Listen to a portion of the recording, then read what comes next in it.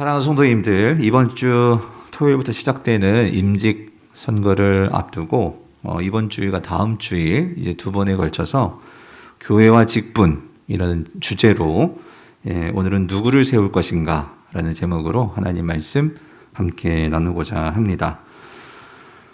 성도님들, 우리 교회는 지금 또 한 번의 아주 중요한 역사적 변곡점에 서 있습니다. 이것은 마치 모세 시대가 저물어 가고 새로운 여호수아 시대를 맞이하는 것과 같은 리더십의 전환을 준비하는 중요한 지점에 저희 교회가 있다고도 할 수 있을 것입니다.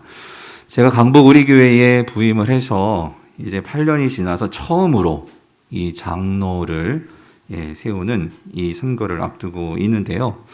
모든 교회의 직분이 다 중요하고 또 하나님께로 오는 귀한 직분입니다.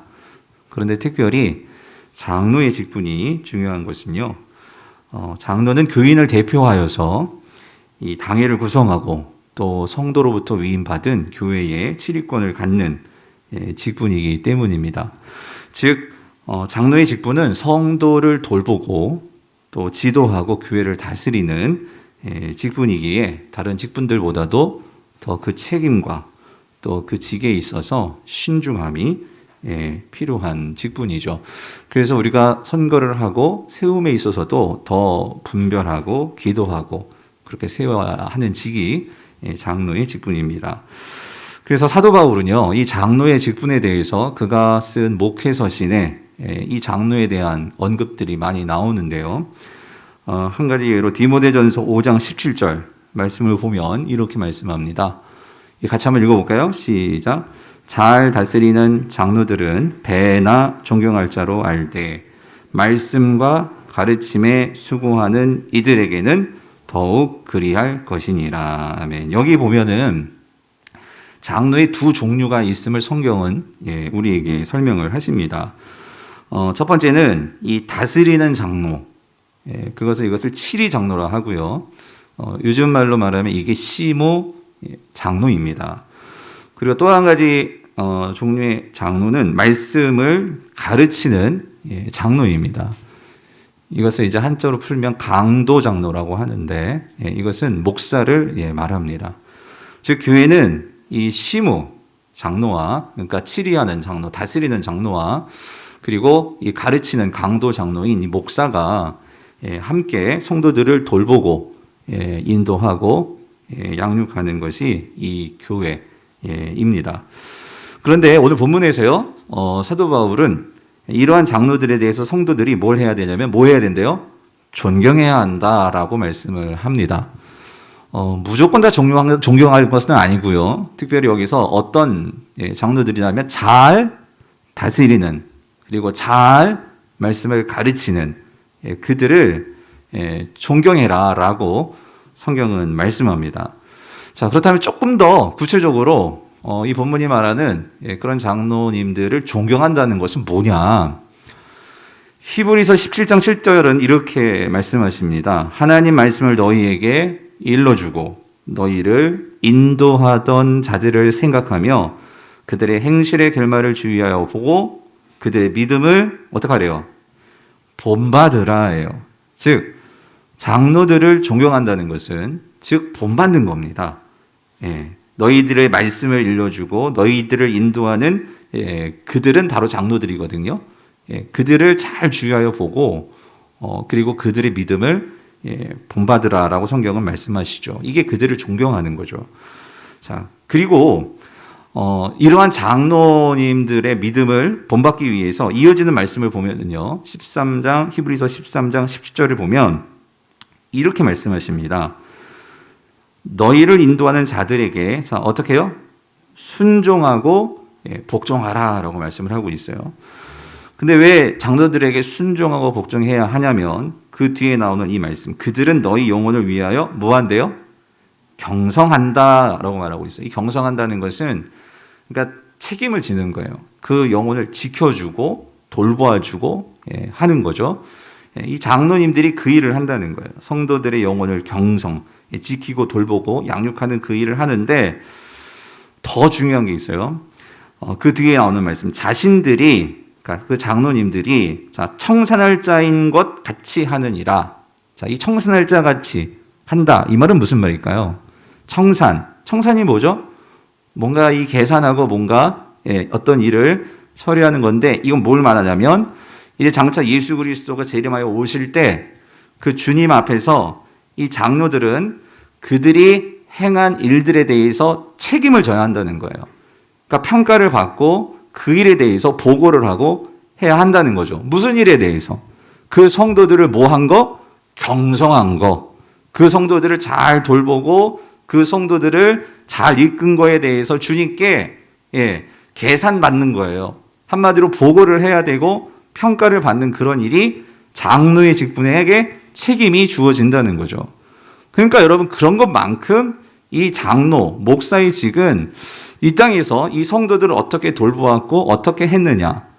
그래서 금요 기도회 때도 말씀드렸죠. 성령 집회 때 바울은 그의 면류관은 누구다? 너희들이다. 성도들이다. 라고 그는 그렇게 고백하고 있는 거죠. 그렇기 때문에 오늘 히브리서는 뭐라고 말하냐면 그들에 대해서 근심하게 하지 말고, 그죠? 그래서 그들로 하여금 즐거움으로 너희들을 돌보는 일, 경성하는 일을 하게 하고 근심으로 하게 하지 말라. 이 말은 이 장로님들과 목사님들이 성도들을 잘 그렇게 섬기고 양육하고 인도한 일이 될 때 결국 그 유익은 누구에게 돌아가는 걸까요? 성도들 자신들에게 돌아가는 거겠죠. 그래서 그렇지 않으면 결국 너에게는 뭐가 없어요? 유익이 없느니라. 라고 성경은 장로 직분에 대해서 말씀합니다. 자, 그렇다면 여러분, 이 장로의 직분이라는 것이 얼마나 중요한 일인지를 우리가 알 수 있겠죠. 그래서 한 교회의 리더로서 장로를 뽑는다는 것은 너무나 중요한 일이죠. 왜요? 우리가 믿음의 본을 받을 자를 뽑는 것이고 또 우리가 경성 받을 자를 뽑는 자이기 때문입니다. 자, 그렇다면 여러분, 그래서 우리는 어떻게 어떤 분들을 세워야 할까? 바로 이 점에 대해서 오늘 우리가 읽은 본문이 사도 바울이 그레데 섬을 목회하고 있는 디도에게 어떻게 장로를 세울지 그 기준에 대해서 오늘 본문에 대해서 말씀해 주고 있는데요. 오늘 본문은 장로님의 자격, 장로님들의 어떤 그런 기준에 대해서 말하고 있지만 오늘 우리 안수 집사님이 되실 분들 또 권사님이 되실 분들도 우리가 신앙의 이 성경이 말하는 이 직분자의 자질은 무엇인가 하는 것들을 유심히 보면서요. 우리 모두 각자에게 이걸 적용할 수 있다면 우리 모두에게 유익이 될 줄 믿습니다.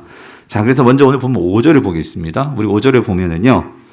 자, 5절을 같이 한번 읽어볼게요. 시작. 내가 너를 그레데에 남겨둔 이유는 남은 일을 정리하고 내가 명한 대로 각 성의 장로들을 세우게 하려 함이니. 아멘. 사도 바울은 지금 이 그레데 섬에서 목회하는 디도에게 내가 너를 거기에 남겨둔 이유가 있다라고 말하는데 그 이유가 뭐냐면 남은 일을 그러니까 바울이 이제 그 섬을 떠나간 것 같아요. 떠나면서 남은 일을 잘 정리하면서 뭘 해야 되냐면 각 성에 누구를 세워라?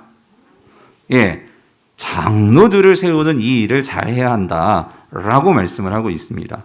자, 근데 여러분 여기서요 우리가 그냥 지나쳐서는 안 되는 아주 중요한 바울이 말하는 목회적인 원리가 있습니다. 중요한 목회적 원리인데 다시 한번 볼게요. 자, 여기서 각 성의 이 말은 요즘 말로 바꾸면 각 도시에 있는 교회는 사람들이 모여 있는 곳에 세워졌거든요. 그래서 그 도시의 교회들이 이제 그레데에도 이렇게 여러 곳에 세워졌는데 그래서 그 교회를 위해서 장로를 뽑는데 다시 한번 잘 보세요. 각 성에 그 각 교시에 누구를 세우래요? 장로들을 세워라 이 소리예요. 이 말은 각 교회에 그러니까 한 교회에 장로 한 사람을 세우는 게 아니고 자, 어떻게 세운다고? 장로들을 세워라 라고 말하고 있다는 거예요. 여러분, 성경은요, 우리가 이 신약 성경을 특별히 보면은요, 장로들을 세울 때 한 교회에 한 명씩 세우지 않습니다. 어떻게 세우냐면 복수로 세운다는 거예요. 여러분. 이게 중요한 거예요. 복수로 세운다. 이 말은 뭐냐면은요, 주님은 교회를 맡길 때, 장로들에게 맡길 때 독단적인 리더십으로 운영되도록 그렇게 세우지 않는다는 거예요. 이 교회가 복수의 리더십을 가지고 그 교회가 다스려지도록 장로님들을 세운다는 거예요. 가령 목사 한 사람이 있으면 장로 한 사람이 기본으로 그렇게 교회가 세워진다는 거죠. 물론 개척교회 때와는 좀 다르겠죠. 그런데 이제 교회가 그렇게 세워져 나아감에 있어서는 복수의 리더십을 성경은 중요하게 말씀하고 있다는 거예요. 또 하나 중요한 목회적 원리가 있어요. 그렇게 장로를 세우는데 복수의 리더십을 통해서 서로 도와가면서 또 어떤 면에서는 서로 잘못할 때에는 그것을 지적해 줄 수 있는 그런 관계가 될 수 있게끔 그렇게 교회를 장로들이 이제 다스릴 수 있도록 하는데, 그런데 그런 장로들을 세울 때 아무렇게나 세우는 게 아니고 바울이 뭐라고 말하죠? 내가 뭐 한 대로 명한 대로 세워야 한다는 거예요. 명한 대로. 즉 사도로서 하나님께 받은 권위를 가지고 이 교회의 원칙을 가지고 장로들을 세워야 한다라고 지금 사도 바울은 말하고 있어요. 그래서 이 명한 것이 뭐냐? 이후로 나오는 6절, 7절, 8절, 9절이 그 명한 말씀이죠. 자, 그래서 이어지는 말씀을 보면은요. 자, 6절부터 9절까지가 장로의 기준인데, 세우는 기준, 자격이라고 할 수 있는데, 6절에서는요, 크게 한번 보면은요, 6절에서는 가정에서의 그 장로가 될 사람의 모습을 지켜보라는 거예요. 가정에서의 모습. 그 다음에 7절부터 9절에서는 그러니까 사회 속에서 다른 사람들과의 그 관계하는 모습. 다시 말하면 그 개인적인 어떤 인격적인 면들, 그것들을 유심하게 봐라. 성경은 그것을 중요한 기준으로 말씀하고 있어요. 자, 이제 조금 구체적으로 들어가 볼게요. 자, 6절을 보세요. 6절. 자, 6절. 우리 같이 한번 읽어볼게요. 시작. 책망할 것이 없고 한 아내의 남편이며 방탕하다는 비난을 받거나 불순종하는 일이 없는 믿는 자녀를 둔 자라야 할지라요. 이거 한마디로 말하면 장로가 될 그 사람은 가정에서 모범적인 남편이요, 모범적인 아버지가 되어야 한다는 말이죠. 자, 그래서 여기 특별히 처음으로 내세우는 게 뭐냐면 한 아내의 남편이다 이거예요. 이거 문자적으로 다시 풀어보면요, 아내가 몇 명 있어야 된다? 한 명 있어야 한다는 거예요. 이거 뭐 지금 우린 당연하게 생각할 수 있겠지만요, 지금은. 근데 이 바울 당시에 이 그레데 섬이라는 곳은요, 많이 음란하고 또 이게 지금 그 그리스 로마 문화를 갖고 있는 이 문화권이잖아요. 일부 다처제가 일반적이었습니다.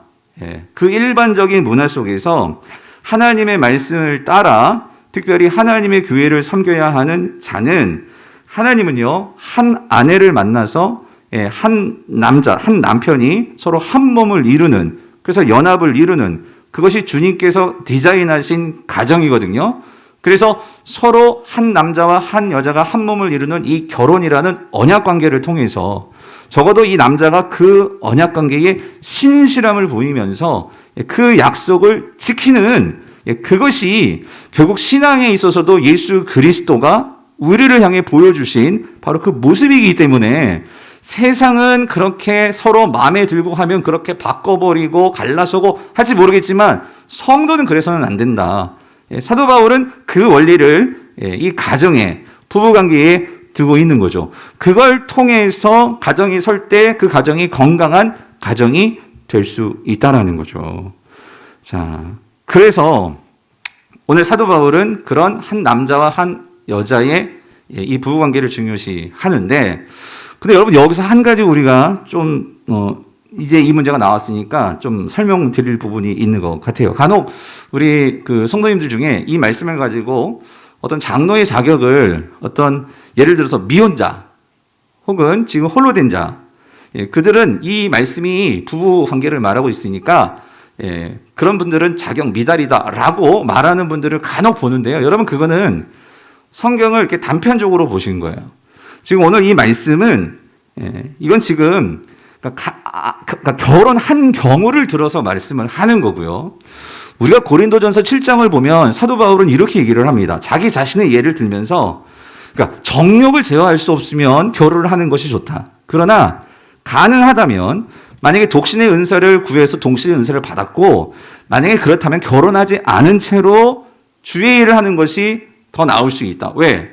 그만큼 자신의 시간과 물질 이 부분들을 교회를 위해서 더 헌신할 수 있기 때문에. 그래서 이건 일반적인 건 아니고 독신의 은사라는 은사를 받을 경우예요. 그래서 그렇게 할 수만 있다면 혼자서 지내는 것이 좋다. 바울은 그렇게 얘기를 하고 있단 말이죠. 그렇다면 이것은 결혼해야지만 장로가 된다, 장로 자격이 있다, 그 말이 아니고요.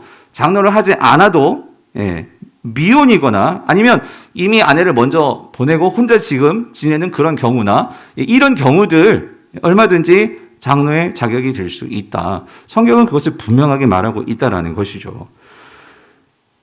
자, 그런데 여기서는 다시 말씀드리지만 이 그레데라는 섬 문화 속에서 이 가정에서 결혼한 그 경우를 두고 말하는 것인데, 자, 그래서 이제 아내가 있다면 당연히 뭐가 있겠어? 자녀가 있겠죠. 그래서 자녀의 문제도 언급을 합니다.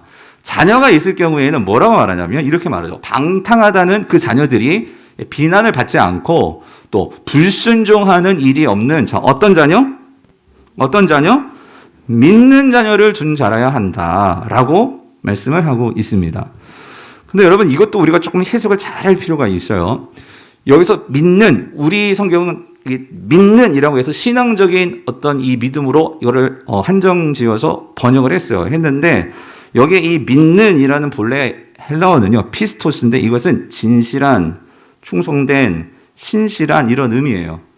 그러니까 이 의미는 두 가지로 사실 해석할 수가 있어요. 첫 번째는 신앙이 있는 자녀라는 뜻도 되고요. 신앙은 있지 않을 수 있어요. 그러니까 신앙은 없을 수 있어요. 그러나 아버지를 향해서 진실된 자녀라고 해석을 할 수 있어요.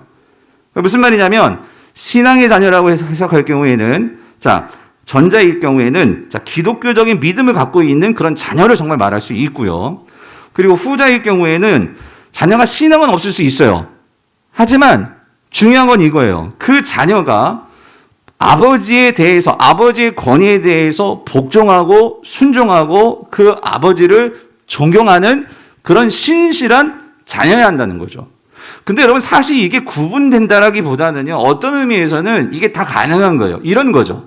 사실 구원의 문제에 있어서는 우리가 평생토록 이 자녀의 구원을 위해서 이 자녀가 하나님의 자녀가 될 수 있도록 이건 우리의 사명입니다. 부모들이 받은 사명이죠. 그래서 그 자녀를 위해서 기도하고 잘 이끌어야 되는데 결국 그 자녀의 구원의 문제는 결국 하나님께서 그 은혜를 주시고 거듭남은 하나님부터 오는 거잖아요. 자, 그렇기 때문에 이 부분은 하나님이지만 근데 이거는 우리의 책임이에요. 즉, 그 부모가 가정에서 신앙과 삶이 일치된 모습을 통해서 이 자녀가 아직은 믿음이 없을 수 있어요. 하지만 그 부모가 이 자녀에게 정말 존경받고 우리 아버지는 그래 교회에서나 밖에서나 정말 정직하시고 신앙이 있으신 분이야 라고 이 자녀들이 생각해서 그 부모에게 순종할 수 있으면 지금 당장은 아닐지라도 그런 부모의 모습이 언젠가는 이 자녀들이 신앙으로 들어올 수 있는 그 길에 더 가깝게 설 수 있게 만들 수 있다라는 거죠. 그런데 이 자녀들이 볼 때 우리 아버지는 뭐 교회에서는 장로고 목사고 하는데 집에서는 완전 폭군이야, 폭군. 완전 이 폭력도 이런 폭력이 없어. 그런 자녀들이 여러분 신앙을 가질까요? 믿음을 갖겠어요? 어림없죠. 어림없죠. 그러니까 여기서 말하는 것은 자녀가 지금 꼭 교회에 다녀야 된다 그 소리가 아니라 그 자녀가 지금 신앙이 없을지도 중요한 핵심은 이거예요. 부모가 보이는 모습이 참된 신앙의 부모로서 그 아버지가 신앙의 삶과의 일치가 있는 모습을 보여서 그 자녀들이 진실되게 그 부모의 권위 앞에 순종하고 복종하는 그런 자녀이냐, 이게 핵심이라는 거예요, 여러분. 무슨 말인지 이해되십니까? 그러니까 그런 자녀를 둔 부모, 아내에게나 자녀에게나 존경받을 수 있는 그런 아버지, 그런 아버지인가를 한번 유심히 잘 봐라.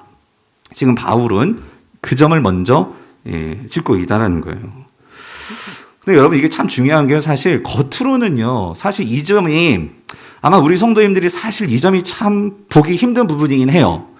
뭐냐면 우리가 교회에서 이렇게 우리 성도님들을 보잖아요. 그러니까 교회에서는 정말 나이스하고 친절하고 이런 이 남자분들 보시잖아요. 근데 간혹 이렇게 신방을 하거나 간혹 보면은요, 이런 분들이 있어요. 간혹 이렇게 남자분들 없는 경우에서 신방을 하다 보면 우리 교회 얘기 아니에요. 예전에도 이렇게 우리 남편은 다른 여자들한테 너무나 자상하고 너무나 다정하고 친절한데 나한테는 너무나 쌀쌀 맞다는 거예요. 그래가지고 집에서는 딴 남자, 교회에 가면 정말 이런 남자였나 싶을 정도로 그렇다는 거예요. 그리고 우리 자녀들도 가정에서 보면 그러니까 글쎄요. 참, 교회에서는 그렇게 사람들이 이 남자 우리 집사님들 잘 따르고, 그러는데, 가정에서 보면 애들이 입을 딱 닫아버리고, 아버지를 경계하고, 이런 모습들이 있더라는 거죠. 그래서 참 이 부분이, 성경은 정말 중요하게 이 부분을 짚고 있는데, 그래서 여러분, 제가 이번에요, 선거를 통해 장로가 피택이 되잖아요. 그러면 제가 이제 당회의 허락을 구하려고 해요. 구해서 당회가 허락한다면, 여러분들은 피택할지 모르지만 어쩌면 그 집의 아내와 자녀들은 동의하지 않을 수도 있어요. 여러분 어떻게 생각하세요? 네? 여러분들은 피택했지만 정말 중요한 것은 우리가 이 말씀의 기준으로 생각한다면 정말 중요한 것은 아내와 자녀의 동의라고 생각이 들어요. 예. 왜 그러면 여러분, 하나님께서는 한 교회를 중요하게 여기지만 그것보다 더 중요하게 여기는 것은 우리 지난주에 봤죠. 모든 것의 시작과 모든 것의 기초는 가정입니다. 가정. 가정에서 아내와 자녀들에게 존경받지 못하고 인정받지 못한다면 여러분 그건 가짜일 수 있어요. 예. 그런 면에서 우리가 피택했고 그리고 그 부분에 대해서 나중에 정말 아내와 자녀들에게 동의를 받아서 그것에 대해서 오케이 하신다면 우리가 기쁘게 추대를 해야겠죠. 예. 글쎄요, 이건 또 당에서 같이 논의를 하겠지만 어쨌든 중요한 핵심은 그거라는 거예요. 이 가정에 그 지지를 받고 있느냐. 성경은 그 부분을 첫 번째로 짚고 있고요. 이어지는 이제 7절부터 9절을 보면은요, 이거는 이제 주로 개인적인, 인격, 어떤 사회적인 관계 이 부분을 말씀하고 있는데, 자, 기억하실 것은, 자, 7절에서는요, 장로로서는 가져서는 안 되는 5가지 성품을 말하고 있어요. 가져서는 안 되는. 그리고 8절에서는 가져야 하는 6가지 성품. 이걸 말하고 있고, 마지막 9절에서는 한 가지 추가하는데 가장 중요한 거 한 가지를 말하고 있습니다. 자, 그럼 먼저 7절 볼게요. 가져서는 안 되는 거. 우리 7절에 같이 한번 읽어봅시다. 시작. 감독은 하나님의 청지기로서 책망할 것이 없고 제 고집대로 하지 아니하며 급히 분내지 아니하며 술을 즐기지 아니하며 구타하지 아니하며 더러운 이득을 탐하지 아니하며요. 근데 여러분 이거를 보면은요, 왜 바울이 이런 걸 얘기할까? 이런 걸 하는 장로들이 있었다 없었다? 예? 교회를 세우면서 장로를 세웠는데 이런 경우가 있더라 없더라?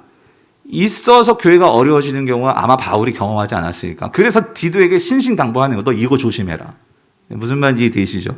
그래서 그러면서 첫 번째는 뭐냐면은요, 자, 먼저 여기서 한 가지. 근데 여기 감독이라는 말이 갑자기 불쑥 나왔어요. 아까 장로라고 했는데 여기 감독이라고 하잖아요.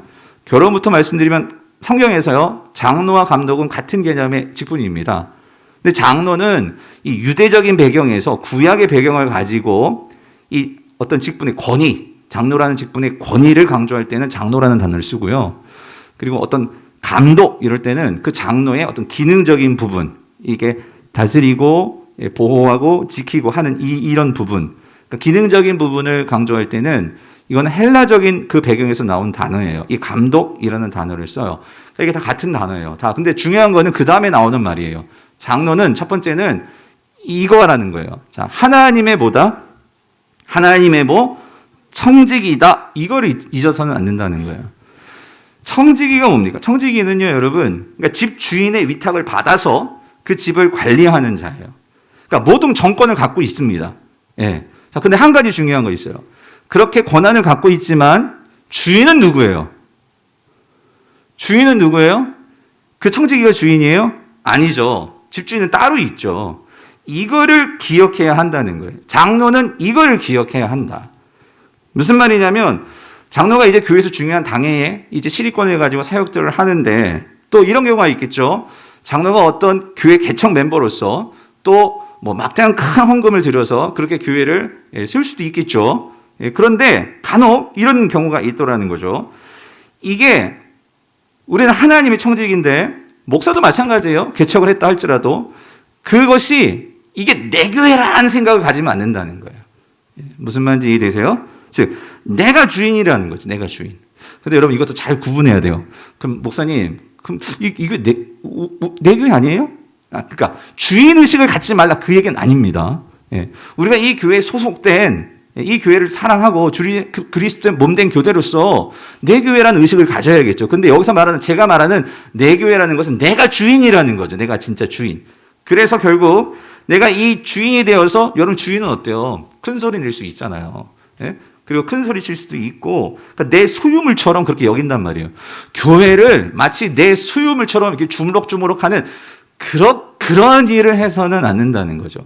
이 교회는 누가 주인이십니까? 누가 교회의 머리십니까? 하나님이시잖아요. 예수 그리스도시잖아요. 이것이 분명하게 있는 자야 한다는 거. 이게 가장 큰 전제예요. 먼저 이 전제. 이것이 없으면 그 다음에 이어진 말이 책망할 것이 없고, 이 말은 뭐냐면 그러니까 이런 거죠. 내가 하나님의 청직이라는 이 의식이 없으면 거기서부터 모든 문제가 나오기 시작한다는 거예요.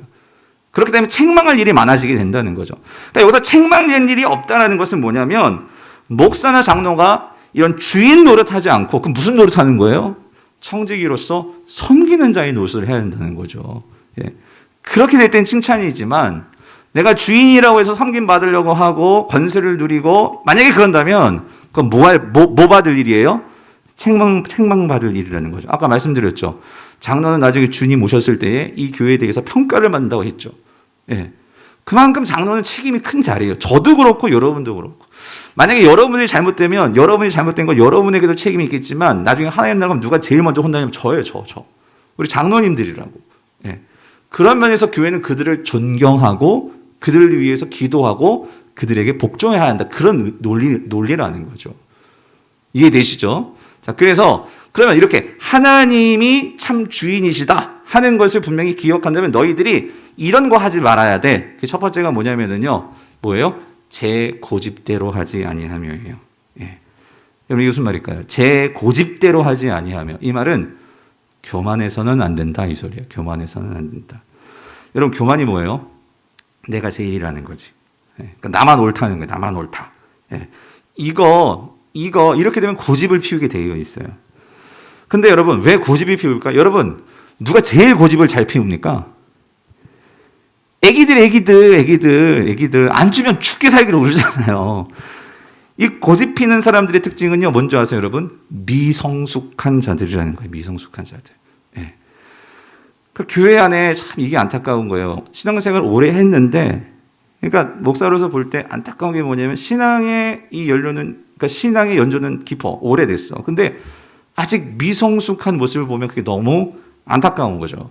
근데 여러분 미성숙한 것이 잘못됐다는 게 아니에요. 미성숙하니까 성숙하려고 우리가 뭐 하는 거죠? 신앙생활 하는 거예요. 맞죠? 그런데 적어도 그 미성숙한 자를 이끌어야 할 장로는 미성숙해서는 안 된다는 거예요. 왜죠? 미성숙한 자가 미성숙한 자를 이끌게 되면 어떻게 될까요?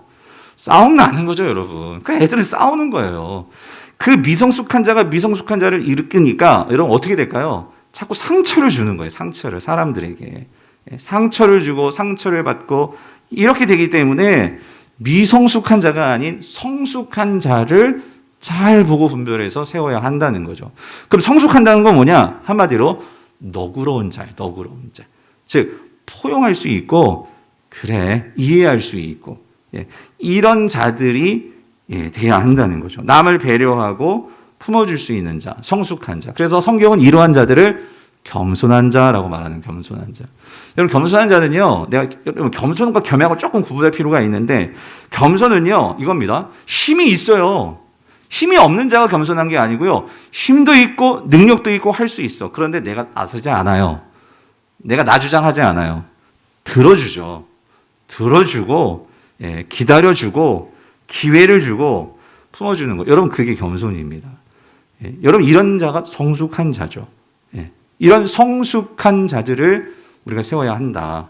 그게 첫 번째였어요. 두 번째는 뭐냐면요, 급히 분내지 아니하며예요. 그러니까 즉 혈기를 내서는 안 된다는 거예요, 여러분. 혈기 내다 보면은요 대화가 안 됩니다. 대화가. 여러분 그렇지 않아요? 그래서 그러니까 쉽게 분을 내는 자가 아니어야 한다는 거예요. 근데 왜 쉽게 분을 내냐면 이게 항상 이게 첫 번째하고도 연결되는데 자기 중심적으로 돌아가는 거예요. 자기 중심적으로. 그러니까 내 생각하고 맞지 않으니까 이게 분이 사겨지지가 않으니까 거기서 뭐가 나와요? 화가 나온다는 거지. 분냄이 나온다는 거죠. 근데 여러분 이거 오해하지는 않으셨으면 좋겠어요. 뭐냐면 그러면 목사님 장로들은 화도 안 내고 그렇게 살아야 됩니까? 여러분 화 내야죠. 어떨 때? 내야 할 때 내야 됩니다. 이게 무슨 말이냐면 예수님도 화를 내셨습니다. 맞죠? 선지자들 보세요. 선지자들요 화도 내고 욕도 합니다, 여러분. 근데 중요한 차이가 있죠. 예수님이 화를 내고 선지자들이 욕을 할 때에는 언제 그렇습니까? 하나님의 뜻대로 되지 아니할 때. 예. 하나님의 백성들이 하나님의 뜻대로 하지 않고 정신 차리지 않고 그렇게 우상을 섬기고 잘못된 길을 나아갈 때에 정신 차리지 못할 때 어떻게 해요? 화를 내는 거죠. 뒤집어 엎는 거죠, 예수님은. 그런데 문제는 내 뜻 안 받아준다고, 예? 내 생각대로 안 한다고 화를 낸다면 여러분 그거는 잘못했다는 거죠. 들어봐야죠. 뭐가 다른지. 그래서 혈기가 아니라 경청하고 내가 잘 알지 못하는 점이 상대방에게 어떤 점이 있고 내가 이해하지 못하는 점이 무엇이 있는지를 잘 대화할 수 있는 그런 리더를 세워야 한다는 거죠. 그래야 그 가정이든지 회사든지 어떤 곳이든지 그게 화합이 되지. 그렇지 않으면 얼마나 분위기가 쌍막하겠냔 말이죠. 두 번째. 자, 세 번째는 뭐냐면요. 술을 즐기지 아니하며요. 술을 즐기지 아니하며. 맞아요, 여러분. 참 술이 문제죠. 근데 여기서 더 정확하게 말씀드리면 술에 빠져 있어서는 안 된다. 즐긴다는 것은 그러니까 중독의 문제를 말합니다. 중독. 술에 중독되어 있어서는 안 된다. 근데 여러분 이게요. 지금 단편적으로 이 사회에서도 술이 문제가 되니까 이렇게 지적을 하지만 여러분 중독의 문제가 술 중독만 문제겠습니까? 여기서 중요한 핵심은 이거예요. 적어도 장로는 성령에 사로잡히는 경험이 있어야 한다는 거예요. 그러니까 더 직접적으로 성령에 중독이 돼야지 다른 세상 것에 중독이 되니까 세상 것에 끌려간단 말이죠. 여러분 그게 술만 있습니까? 아니죠. 어떤 분들은 TV 중독, 인터넷 중독, 주식 중독, 미디어 중독, 쇼핑 중독, 일 중독, 음란물 중독 얼마나 이런 게 많아요. 그러니까 이거를 따라가지 마음이 불안하고 내가 그걸 항상 끌려다니면서 사는 거예요. 예. 여러분 장로는 이끌어야 하는 자예요. 그런데 내가 그런 것들에 대해서는 거부하고 성령의 이끌림을 당하는 삶이 무엇인지를 알아야지. 그런 것이 아니라 이런 세상 것들의 영향을 받고 이끌린다면 이건 지도자, 이끄는 자가 될 수 없겠죠. 그래서 그런 면에서 술 중독, 그러니까 이런 중독에 이끌린, 빠져있는 자가 되어서는 안 된다라고 말씀하고 있는 거예요. 네 번째. 뭐죠? 구타하지 아니하며예요. 자, 이건 아까 분을 내는 거하고 연결이 되는데 이 분에서 한 차원 더 나아간 거죠. 뭐냐면 내 뜻대로 안 되니까 화를 내는데 화를 내도 안 돼. 그럼 그 다음 뭐가 될까요? 폭력이 나간다는 거예요. 폭력이. 예. 여러분 이건 정말 여러분 나라가 폭력을 행하면요 전쟁이 나는 거고요. 가정에서 폭력이 나가면은요 이젠 그 가정 다 깨어지는 거죠. 예. 여러분 교회도 마찬가지입니다. 교회라고 주먹 다짐이 없었겠어요? 예. 그런 경우도 여러분 가끔 보잖아요. 여러분 그것이 얼마나 공동체에 큰 파장과 이 아픔을 주냐 말이죠. 그런데 아까 우리가 가정과 연결 지었지만 상당히 이건 참 창피한 얘기지만 목사 가정에서도요. 목사가 사모를 막 패고요. 예. 애들을 막 때리고 왜? 교회에서 스트레스를 받으니까 이걸 어디서 푸냐면 가장 약한 상대를 두고 이거를 폭력을 행하는 거예요. 예?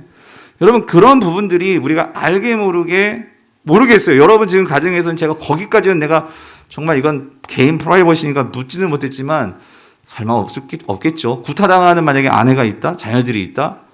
와 여러분 이건 정말 우리가 믿는 크리스천으로서 이분은 정말 이런 일이 있어서는 정말 안 되겠죠. 자 그런 부분에서 지금 점검을 하는 거예요. 구타하지 아니하며 그다음에 마지막 다섯 번째 더러운 이득을 탐하지 아니하며 이건 뭐냐면 돈에 욕심을 가진 자가 되어서는 안 된다. 여러분 성경이 말하는 이 가치를 잘 보셨으면 좋겠어요. 여기서 더러운 이득을 탐한다고 했어요. 여러분 모든 자들이요 건전한 이득은 가질 수 있어요. 그렇죠? 누구나 다 돈을 많이 벌고 싶고 또 돈을 갖고 싶은 욕망은 다 있어요. 그런데 문제는 뭐냐면 더러운 돈입니다. 가져서는 안 되고 품어서는 안 되는 돈입니다. 장로님들이 이제 교회 재정을 맡습니다. 장로님들이 귀한 헌금을 맡는데 거기에 대해서 더러운 이득을 탐한다는 게 뭐예요?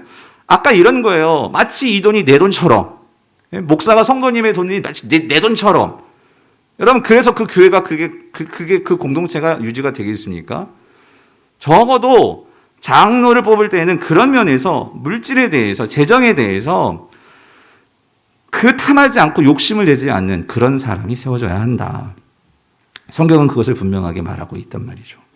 자, 이 5가지가 부정적인 의미로서의 가져서는 안 되는 자질이라면 여러분 잘 한번 정리해 보시고, 이건 꼭 장로가 아니라도 우리 모든 성도들이 하나님 앞에서 가지지 말아야 하는 자질이죠. 자, 이제는 긍정적인 거예요. 긍정적인 거. 자, 긍정적인 걸 보면요. 8절에 보세요. 8절. 우리 8절에 같이 한번 읽어볼게요. 6가지입니다. 같이 읽어보죠. 시작. 오직 나그네를 대접하며 선행을 좋아하며 신중하며 의로우며 거룩하며 절제하며예요. 자, 여기요. 오직 나그네를 대접하며, 이 말씀은 이거를 문자적으로 보면은요. 이것은 낯선 자를 사랑한다라는 개념이에요. 낯선 자를 사랑하며. 그러니까 이 말은 뭐냐면, 이게 낯선다, 이 말은 뭐냐면요. 그러니까 이거예요. 그러니까 장로가 돼가지고, 장로님들이 말이죠. 이런 거예요. 자기 편을 만들고. 여러분, 편이란 게 뭐냐면, 편한 사람이 있잖아요. 내 생각 잘 받아주고, 나하고 함께 생각들이 잘 맞으면 당연히 편하죠. 그럼 그렇게 모여요. 근데 문제는 적어도 리더는 편을 바르거나 그런 자들이 아니라 어떤 누가 됐든지 그들을 품을 수 있고 섬겨줄 수 있는, 그게 참된 리더다. 성경은 지금 그거를 말하고 있는 거예요. 특별히 여기서 나그네를 왜 말하냐면, 나그네로 번역을 했냐면 예수님이 말씀하신 선한 사마리아 그 비유를 생각하시면 돼요. 나하고 다른 처지와 그렇게 생각이 달라도 어려움을 당한 사람이 있다면 다른 사람들이 그 사람을 돌보지 않아. 그럴 때 장로는 그 사람을 걷어들일 수 있는, 그 사람을 대접할 수 있는, 선대할 수 있는 그런 마음을 가진 자가 돼야 한다. 성경은 이 부분을 얘기하고 있다는 거예요. 연결지어서 그런 것이 선행을 좋아하는 거겠죠. 선행. 그죠? 그리고 신중하다. 이것은 매사에 천박하지 않고 경박하지 않고 신중하게 이런 케이스 저런 케이스를 고려할 수 있는, 그러니까 신중하다는 것은 나만 생각하는 게 아니라 이 사람 저 사람 공동체의 여러 생각들을 들어보고 그것들을 중요하게 여기면서 판단할 수 있는 그런 사람. 그 다음 의로우며, 이건 뭐예요? 성경에서 의로움, 하나님과의 관계죠. 즉 하나님과의 관계가 가까운 사람, 친밀한 사람. 당연히 하나님과의 관계가 친밀하니까 의로우니까 어떻게 되겠어요? 하나님이 기뻐하시는 방식대로 따라가겠죠. 그러니까 그 사람들은, 장로들은 당연히 세상과는 구별된 삶을 사는 어떤 사람? 거룩한 삶을 살겠죠. 그리고 마지막 절제하며, 이 말은 뭐냐면요, 자신을 다스릴 줄 아는 사람이라는 거예요. 아까도 말했지만 돈에 대해서, 또 어떤 이 성에 대해서, 그리고 어떤 권력에 대해서 이런 욕망 누구나 다 있죠. 그런데 그것을 절제할 수 있는 사람. 그런데 아까 말씀드렸죠. 이게 술 문제하고 연결되는데, 여러분 우리 힘으로 이런 거 절제가 정말 가능할까요? 성도님들, 절제는요, 세상도 절제를 말하지만 성경이 말하는 절제는 성령의 열매입니다. 맞죠? 사랑부터 시작해가지고 맨 9번째에 나오는 그 열매가 뭐예요? 성령의 열매? 절제란 말이에요. 즉 이거는 성령의 지배와 성령의 도우심을 받아야지만 우리가 그걸 절제할 수 있어요. 제가 누차 제자훈련할 때 말씀드리는데요. 제자훈련을 하면요, 성도님들이 이제 결단을 해요. 뭐냐면, 술 끊겠습니다. 술 마셔도 제자훈련 들어올 수 있고요. 담배 피시는 분들도 들어와라. 근데 문제는 이거를 끊어야 되는데, 그렇잖아요? 근데 이게 내가 뭐 금연학교 간다고 결심했다고 될 문제가 아니고요. 전 분명히 많이 봤어요. 성령의 그 은혜를 경험하고 성령의 도우심을 받고 이게 얼마나 성령 안에서 누리는 것이 좋은지를 내가 그걸 맛봐야지만, 더 이상 내가 이렇게 나를 학대하고 나를 더럽게 이끄는 이런 것들에 대해서 혐오감이 생겨야지만 그거를 끊을 수 있지, 내가 거기에 대해서 만족하고 재미를 조금이라도 느끼고 있으면 이거 못 끊습니다. 핵심은, 절제하며의 핵심은, 그러니까 장로는 적어도 성령의 맛을 본 사람이 된단 말이죠. 성령의 그 충만함을 경험하는 사람. 자, 여러분 이게 부정적인 것, 긍정적인 것, 이게 자질이에요. 자, 근데 여러분 한 가지, 제가 이 사도 바울의 말씀하시는 장로의 자격을 보면서 근데 한 가지 질문이 생겼어요. 뭐냐면, 지금 하나님의 교회 청지기로서 이제 교회를 잘 다스리는 장로를 세우는데 이것들은요, 여러분 다 뭐와 관련되냐면, 그러니까 가정에서 또 세상을 살아가면서 사람들과의 관계에서 어떤 성품과 인격이란 말이에요. 그죠? 맞죠? 삶의 어떤 태도, 모습이잖아요. 근데 우리는 흔히 장로가 돼야 되면 우리가 이런 걸 생각하죠. 주일 예배 한 번도 빠지지 않고, 수요 예배 나가고, 금요 성령 집회 나가고. 아니, 저도 장로면 새벽 기도 나와야지. 새벽 기도 나와야 되고, 전도, 장로님들 저 전도 한 1년에 10명씩은 해야지. 그래야 장로지. 우리 혹시 이런 거 기준 생각하지 않아요? 11조 당연히 해야 되고, 우리 그렇게 생각하지 않습니까? 근데 여러분 보세요. 바울이 우리가 이제 이번 주 금요일 날 보겠지만, 디모데도 그렇고, 디도도 그렇고요. 그런 우리가 흔히 말하는 신앙이 좋다라고 할 때, 어떤 종교적인 어떤 신앙의 어떤 신앙 생활로서 어떤 그러한 일들에 대해서는 일체 말이 없어요. 그럼 그렇지 않아요? 예. 그런 거 없고, 지금 바울은 뭘 점검하냐? 먼저 가정생활에서 부부관계, 자녀관계 봐. 그리고 사람들 대할 때 화 막 내는지, 그리고 술 빠져 있는지, 이런 거 보고 있어요. 이런 거. 여러분, 이거 뭘 말하는 걸까요, 성경이? 여러분. 물론 여러분, 여기에서 어떤 그런 신앙생활에 있어서의 그러한 종교적인 어떤 그런 행위들이 빠져 있지만, 물론 이게 다 그 밑에 깔려 있겠죠. 중요하겠죠. 그런데 사도 바울이 왜 그러한 후보자의 장로가 될 사람의 어떤 그런 인격, 그리고 어떤 그의 태도, 이런 거를 강조하는 걸까? 심지어 저 이런 거 봤어요. 어떤 교회에서는 장로가 되려면 적어도 재산이 이 정도 있어야 돼. 사회적으로 어떤 직분이 막 이런 직분, 이런 일들을 가져야 돼. 근데 여러분, 여기서 뭐 장로는 돈이 많아야 된다, 뭐 이런 거 있어요? 없어요. 없다고. 오히려 그 사람의 인격과 삶을 보라고 말하고 있죠. 이거 왜 그러는 걸까요? 그래서 제가 요즘 이런 여러 가지 것들을 고민하면서 제가 한 글을 읽었어요. 한국 기독교 목회자 협의회 명예회장이시고 서현교회 원로 목사님이신 김경원 목사님이라고 우리 교계에서는 유명하신 목사님이십니다. 원로 목사님이세요, 지금. 그분이 신앙세계라는 잡지에 직분자를 잘 세워야 한다라는 글을 쓰셨는데, 제가 이 글을 보면서 그 답을 찾았어요. 이런 심정이었구나. 그러니까 목회의 원로라고 할 수 있는 목사님이 말씀하시는 거나 바울이 지금 그 명하는 거나 이 다를 바가 없겠구나 하는 게 뭐가 중요한지에 대한 그거를 이 글에서 제가 읽었는데, 자, 제가 그대로 적어와서 한번 들어보세요. 흔히 교회는 세 가지의 중요한 기준을 가지고 직분자를 평가하고 세운다. 즉, 신앙과 성품과 능력이다. 그러면 이 세 가지 중 어느 것이 가장 중요할까? 이 질문에 많은 목회자는 두말할 것도 없이 신앙이라고 답한다. 그러나 나는 성품이 더 중요하다고 생각한다. 물론 신앙이 중요하지만 신앙은 성장할 수 있다. 여러분, 이 말 기억하십시오. 신앙은 지금 조금 모자라도 여러분, 신앙은 앞으로 계속 성장할 수 있는 거예요. 우리 주님 앞에 서는 날까지 신앙은 성장해야 됩니다. 자, 능력도 마찬가지예요. 계속 읽어볼게요. 능력도 중요하지만 능력은 개발할 수도 발전될 수도 있다. 그러나 성품의 경우는 거의 타고난다. 40여 년의 목회 경험 속에서 신앙이 성품을 따라 표현되는 것을 많이 보아왔다. 무슨 말이냐면 신앙이 좋다고 하지만 결정적인 순간에는 뭐가 나오냐면 성품.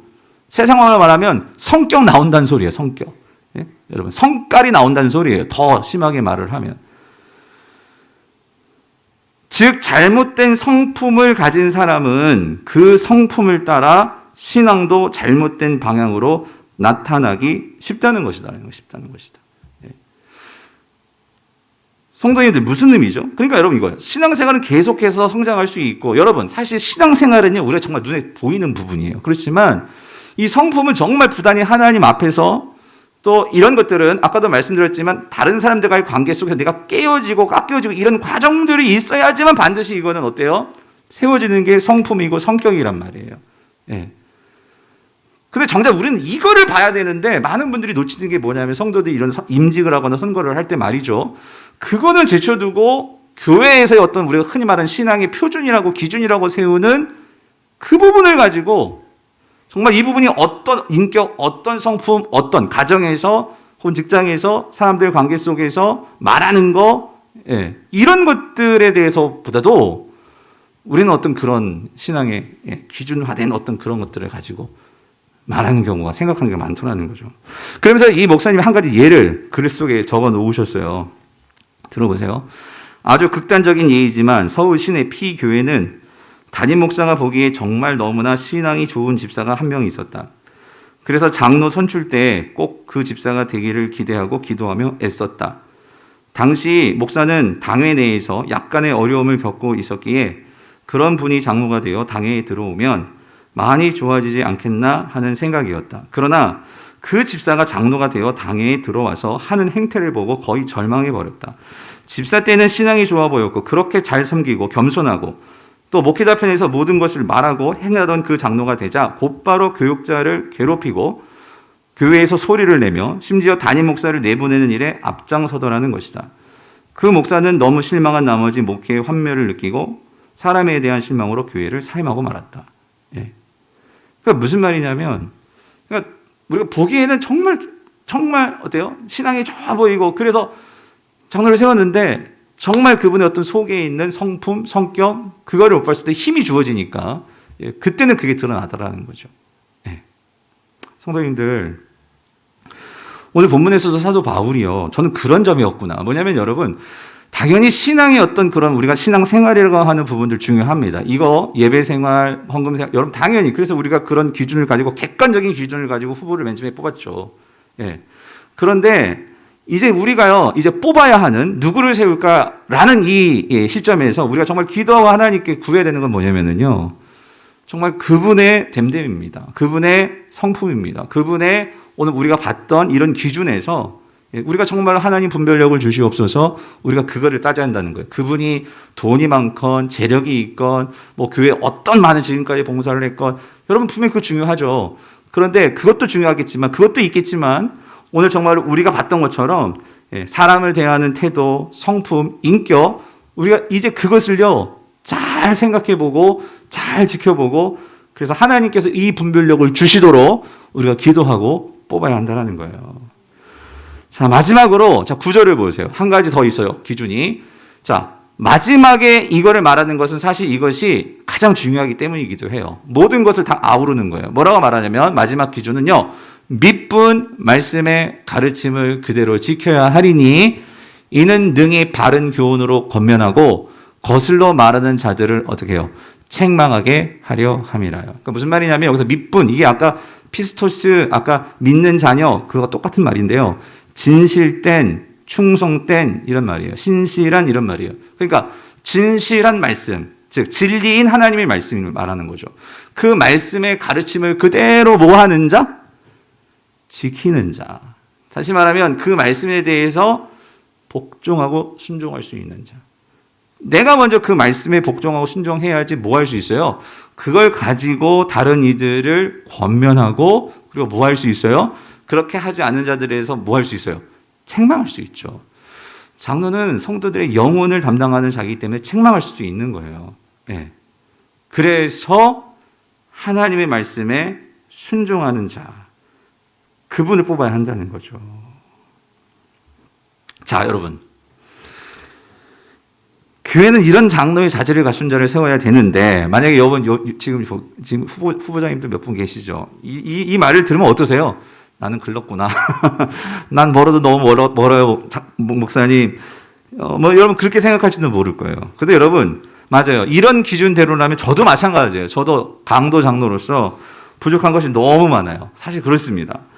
자신이 이런 기준에 부합하니 지도자를 하겠다 나설 만큼 자신 있는 분 아무도 없을 거예요. 어쩌면 그게 정상일 수 있어요. 근데 여러분 제가 노회나 이렇게 그 선배 목사님들을 만나면은요. 전 처음 우리가 이제 제가 부임하고 처음 장로님을 이제 뽑잖아요. 근데 여러 이제 오래 목회하신 그런 그 목사님들 얘기를 들어보면요. 꼭 그렇지만은 아닌 것 같아요. 무슨 말이냐면, 얼마나 장로가 되고 싶은 의지가 강한지, 예, 자신을 뽑아달라고 막 이렇게 하는 분들도 있다라는 거예요. 그래서 저는 우리 요번에도 그게 문구에 나왔지만 저에게는 그런 건 없는 것 같아요. 근데 뭐냐면 진짜 막 선거운동을 해가지고 선거운동, 예. 그래서 뭐 밥을 사고 막 그냥 얼굴 그래가지고 이때만 되면 막 교회 막 여기저기서 막 그냥 예, 그렇게 막 봉사를 하고 막 일찍 교회 나와서 막 그러니까 선거 운동을 한다는 거죠. 예. 근데 그렇게 열심히 선거 운동을 하고 예, 그렇게 열심히 내가 교회 일꾼입니다 하는 것을 보였는데 되면 좋은데 안 돼. 안 되면 어떡하느냐? 아이고 이 교회는 사람을 이렇게 몰라도 못 알아본다고. 예? 이렇게 인지가 있는데 그걸 인정하지 않는다고 그러면서 이 교회는 너무 수준이 낮다고 그러면서 교회를 떠나가기도 하고 문제를 일으키고 그렇게 그러신다는 거예요. 예. 이제 그 얘기를 들으면서 그래서 이번에 참 감사했어요. 뭐가 감사했냐면 여러분 이번에 저희가 7분의 장로 후보들이 올라왔지만 사실은 더 많은 안수 집사님들이 저희가 당에서 다 그분들 후보로 올렸어요. 그래서 그 후보 동의서를 다 보냈습니다. 예, 다 보냈는데 그분들 가운데는 이런 분들도 계셨어요. 그러니까 뭐냐면 앞으로 교회가 더 젊어지고 또 교회가 그런 새로운 일꾼들이 세워져야 합니다. 그래서 목사님, 내가 이 교회에 오래 있었고 그럴지라도 그게 중요한 게 아니라 새로운 사람이 뽑혔으면 좋겠습니다. 심지어 이렇게까지 얘기해. 목사님, 인간적으로 나도 장로가 되고 싶어요. 그런데 이 교회를 위해서라면 그건 아닌 것 같아요. 그래서 자신은 사퇴하겠습니다. 후보에서 사퇴하겠습니다. 그런 분도 계셨고 또 여러분 여기 7분 올라오셨잖아요. 이분들이요 뭐 다 자신 나를 뽑아주세요 이런 분들이 거의 아니세요. 뭐냐면 끝까지 어떤 분들은 이 동의서를 내지 않고 있다가 왜냐면 목사님 아무리 생각해봐도 난 자격이 아닌 것 같아요. 난 자격이 아닌 것 같아요. 그러시다가 결국 아니에요 집사님. 이건 결국 하나님께서 성도들을 통해서 하나님께서 결정할 일이시니까 그래서 할 수 있는 부분이 해서 나중에 그렇게 또 내신 분들도 있고 이게 뭐 장로님들만 그런 게 아니고 우리 권사님들 안수집사님들 다 그렇게 이 과정들을 거쳐서 동의서를 내시고 그래서 동의서에 모두 다 우리 장로 안수집사 실무권사 모든 후보님들이요 그랬어요. 여러분 우리가 다 기도하면서 이제 선거를 뽑잖아요. 그럼 분명히 안 되시는 분들이 있을 거라고요. 여러분 인간인지라 떨어지면 서운하지 않겠습니까? 서운한 게 당연히 서운합니다.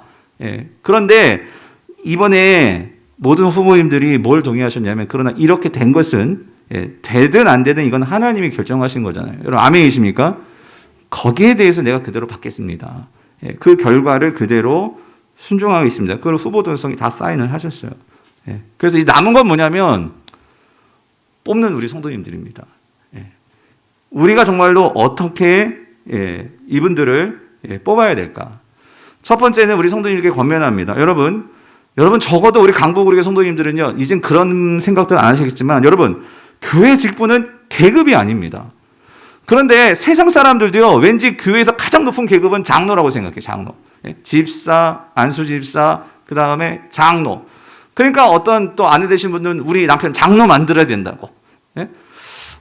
여러분, 아니 뭐 세상에서의 관점을 갖고 생각하면 뭐 그렇게 볼 수 있겠죠. 그런데 문제는 그렇게 되는 순간 아까 말씀드렸던 이 신앙의 직분이 계급이 되면 결국 이가 내가 주인돼서 큰 소리 나게 돼 있는 거예요. 내가 이만큼 장로인데, 내가 이제 권사인데, 이 인정받지 못한다고 하면 거기에 또 여러 가지 문제들이 이제 생겨나는 것이 이 한국 교회의 문제더라는 거예요. 여러분, 교회 직분은 뭐예요?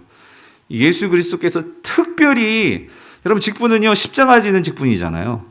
내가 누구보다도 희생하고 섬길 것을 내가 정말로 하나님 앞에서 자원하면서 왜? 내 사랑하는 주님의 그 몸된 교회이기에 내가 먼저 되었기 때문에 그 받은 은혜를 이제 나누기 위해서 여러분 그렇게 섬김의 자리로 나가는 거예요. 그 자리가 장로의 직분이고 권사의 직분이고 안수 집사님의 자리란 말이에요. 그렇다면 여기서 어떻게 이게 계급론이 나올 수 있겠냐 말이에요. 행여라도 우리 성도님들이 그런 부분에서 이건 결코 개인의 명예를 위한 것도 아니고 내가 인정받기 위해서 뭐 인기 투표하는 것도 아니고 맞죠? 그러면서 우리 성도님들도 이것은 신중하게 정말 우리의 영혼을 맡기고 내가 정말로 여러분이 이제 순종할 자들을 뽑는 거예요, 여러분. 그 지도와 권위에 내가 순종해서 이 교회가 앞으로 건강하게 세워질 수 있도록 할 그 사람을 뽑는 일이라는 거. 여러분 꼭 기억하시기를 바랍니다. 그래서 우리 모든 직분자들은요, 여러분, 제가 이 설교 시간에 항상 누누이 말씀드리는 이 하나님의 꿈, 하나님 나라를 세우고자 하는 그 꿈이 있으셔야 돼요, 꿈이. 내가 정말로 이 땅에서 그 예수 그리스도께서 오셔가지고 죽기까지 우리에게 그 하나님 나라를 주시고 하나님 나라를 회복시키기 위해서 그렇게 그 일을 하시다가 떠나가시면서 성령까지 넣어주시고 내가 세상 끝날까지 너희와 항상 함께 할 테니까 너희들도 나의 증인이 되어서 이 일을 해줘. 이걸 맡기셨거든요. 적어도 직분자는 이 하나님의 꿈이 뭔지를 알고, 그래서 이 교회를 통해서 이 지역사회와 정말 내 가정과 내 직장과 이 세상 가운데 하나님 나라를 확장시키는 마치 하나님 나라의 독립투사 같은 사람들이 세워져서 그들을 통해서 하나님 나라의 꿈이 우리 교회를 통해서 이 지역에서 확장되어지고 여러분의 가정이 잘 되고 여러분의 사업장이 잘 되고 우리 세상이 정말로 회복되어지는, 이거를 같이 꿈꿀 수 있는 리더들을 세워주셔야 한단 말이죠. 그런 면에서 여러분들이 정말 기도하시면서 뽑아주셔야 된단 말이에요. 제가 여러분, 저희 원로 목사님이 사역하셨던 이 승동교회 있잖아요. 승동교회. 여러분, 그 교회가 어쨌든 하나님께서 지금까지 100년 넘게 그 교회를 지켜주신 데에는 그게 뿌리가 있다는 거 저는 분명히 믿어요. 여러분, 승동교회가 어떤 교회인 줄 아십니까? 여러분, 그 교회는요, 한국 최초로요. 그러니까 백정이 장로가 된 교회예요. 여러분, 백정. 초대 장로가 백정이 뭔지 아세요? 천민 중에 천민. 그럼 그 교회 양반이 없었을까요? 양반 있었습니다. 예. 근데 물론 거의 못마땅해가지고 나간 양반들도 있었어요. 그런데 백정이 장로가 되는, 여러분 백정이 뭐가 배운 게 있고 무슨 권위가 있어가지고 백정을 장로로 세우겠습니까? 그런데 교회는 다르죠. 세상과 다르죠. 복음 안에서 정말로 내가 백정이라도 천민일지라도 주의 은혜를 받고 성도들을 존경하고 사랑하고 그럴 수 있는 그런 백정이라면 신분과 가진 것과 상관없이 리더로 세울 수 있는, 여러분 그게 우리 한국교회의 부흥의 장로교회의 그런 시발점이 되었다면, 저는 우리 교회가 정말 그런 점에서 이번 선거가 정말 아름다운 주님의 그런 마음을 흡족해드리는 그런 선교가 될 수 있도록, 그래서 이렇게 당부드립니다. 여러분 이제 정말 우리가 하셔야 되고 여러분 기도해 주셔야 돼요. 그래서 여러분 정말 이 땅에 완전할 자 없습니다. 예, 그래서 정말 이 교회의 직분자로서 여러분 완전해서 사역할 사람이 누가 있겠습니까? 예, 그래서 첫 번째는요, 이번 후보자들을 위해서 여러분 기도해 주셔야 돼요. 후보자들을 보호해 주시라고. 우리가 뭘 평가하고 판단해가지고 이 사람 이래서 하는데 저래서 하는데 낙인 찍는 게 아니고요. 여러분 우리 다 안 돼요. 우린 계속해서 변화받아야 할 사람들이에요. 그래서 후보들 모두가 우리가 생각할 때 같이 모여가지고 이 사람 이래서 하는데 여러분 그래서는 안 돼요. 예. 내가 속으로 하나님께 기도해서 만약에 그분이 그 부분이 부족하다면 여러분 그분 모두가 다 우리 직분자들이에요. 이 교회를 위해서 헌신하고 성도들을 섬겨야 될 자들이란 말이에요. 그러면 그런 부족한 부분들이 있다면 아까 말씀드렸던 그런 기준이요. 그런 기준들이 잘 채워지고 잘 보완돼서 또 언젠가 하나님께서 그분들을 통해서 하나님의 이 선한 교회 일들을 할 수 있도록 우리 모두가 다 그렇게 변화돼야 된단 말이죠. 근데 사단은 너무나 잘 알아. 뭘 아냐면은 사람은요 뭔가 이렇게 떨어지거나 안 되면 섭섭해요. 그럼 그 마음을 틈탄단 말이에요. 그렇기 때문에 하나님께서 특별히 후보로 나오신 분들을 주님께서 지켜주시고, 그래서 우리 모두가 다 합력하여서 서로 그래서 여러분 직분은 서로 세워주고 서로 만들어가면서 앞으로 이 일들이 계속해서 우리 그 일꾼들이 나와야 된단 말이에요. 예. 그러기 위해서는 서로가 서로를 직분자로 세워주고 만들어줘야 한단 말이죠. 그런 면에서 이번 선거를 통해서 하나님께서 정말 기뻐하시는 선거가 되었으면 좋겠고, 준비하는 우리 선거위원장과 당의원들 또 준비하시는 분들을 위해서 많이 기도해 주셨으면 좋겠고, 그래서 이번에 근데 한 가지 정말 이렇게 이번에 정말 선거를 저도 처음 하면서요 조금 아셨던 부분, 이건 앞으로 계속 보완할 거예요. 어떻게 우리가 이 가정에서의 정말 이분의 어떤 댐댐이나 이런 성격들을 어떻게 성도들에게 알릴 수 있을까? 이번에 선거를 제일 고민은 이거예요. 후보가 누군지도 모르는데 만약에 선거를 한다, 이걸 어떻게 받아들여야 될까? 예? 그냥 무조건 막 찍는 게 이게 과연 바람직한 일일까? 예. 사실 그런 고민은 있어요. 하지만 제가 금요 성령 집회 때도 말씀드렸지만 여러분의 개인의 자유가 있어요. 신앙의 자유가 있어요. 그건 여러분이 선택하실 일이고, 중요한 건 그래서 이번에 정말 이 후보자들을 볼 때 내가 이분에 대해서 어떤 좋은 점이 있거나 그런 분명한 이분들에서 아시는 분들은 투표 반드시 해주시기를 바라요. 예, 그래서 여러분들이 이 교회를 사랑하는 마음으로 그래서 그 마음들을 꼭 선거를 통해서 여러분들이 보여주시기를 바라고, 이번 주 토요일 주일 영상으로 예배하신 성도님들도 꼭 교회에 꼭 오셔서 예배는 가정에서 드리시더라도 시간 안에 오셔서 그렇게 투표를 꼭 해주시기를 당부드리고 부탁드립니다. 아무쪼록 우리 모든 성도님들이 주님 안에서 신앙의 그런 직분자들로서 온전하게 세워지시게 되시기를 주님의 이름으로 축원드립니다.